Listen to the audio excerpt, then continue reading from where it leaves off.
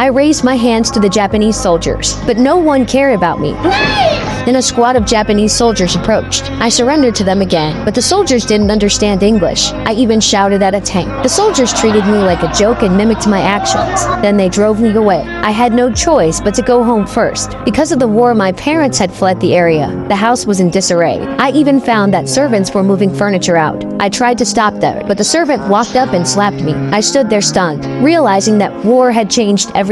I was hungry and could only eat expired canned food. When I was thirsty but the water had stopped, in order to get food, I rode my bicycle out and volunteered to become a prisoner of war. Finally, I got on a Japanese truck and was sent to a POW camp, but I couldn't do heavy labor, so I did business inside the camp. I traded cigarettes for food, chewing gum for clean boots. Finally, I traded the boots to a Japanese officer in exchange for payment. I also went to the POW hospital to help a doctor treat patients. In order to thank me, doctor gave me a new pair of shoes. With these new shoes, I came up with a plan to escape from the camp. Next day, I quietly slipped under the barbed wire and slowly crawled out.